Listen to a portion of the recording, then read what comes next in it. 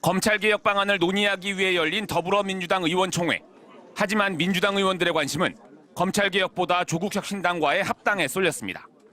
지방선거를 넉 달 남짓 앞두고 정청래 대표가 갑작스럽게 던진 정계 개편 신호탄에 우려를 표명한 의원들이 적지 않았던 것으로 전해졌습니다.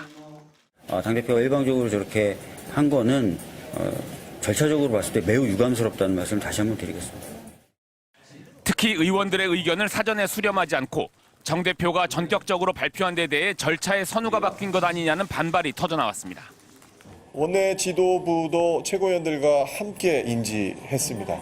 실제로 저희 회의 도중에 원내대표께서 당대표 회의실로 가셨거든요. 그때 당대표께서 최초로 공개하신 것 같고요. 조국 대표에 대해 20대와 중도층의 반감이 여전하다는 우려도 수도권 의원들을 중심으로 제기됐습니다.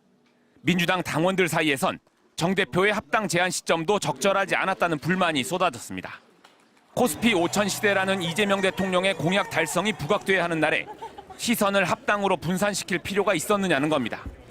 여기에다 정 대표에게 우호적인 조국혁신당 당원들을 민주당에 편입시키면 정 대표의 연임에 유리한 지형이 더욱 굳어질 것이라는 곱지 않은 시선도 친명계를 중심으로 확산되고 있습니다.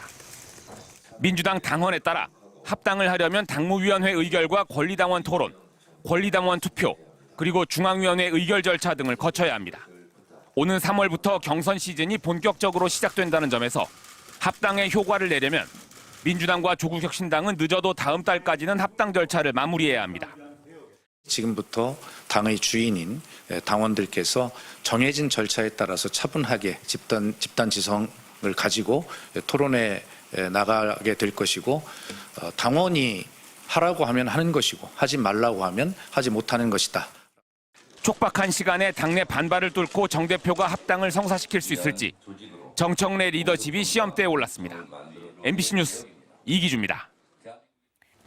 예고 없이 열린 긴급 기자회견에서 정청래 더불어민주당 대표는 함께 지방선거를 치르자며 조국혁신당과의 합당을 제안했습니다. 6.3 지방선거를 따로 치를 이유가 없습니다. 이재명 정부 성공이라는 공동 목표를 위해 원팀으로 같이 뛰어야 한다고 생각합니다. 민주당 지도부도 기자회견 직전에야 해당 내용을 전달받았는데 갑작스런 합당 제안에 민주당 내부는 하루 종일 들끓었습니다.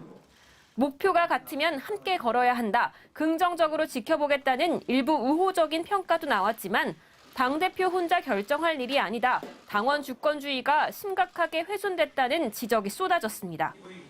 합당 제안을 받은 조국혁신당 대표도 진지하게 검토하겠다는 입장입니다. 이재명 정부의 성공과 정권 재창출이라는 목표에 전적으로 동의합니다.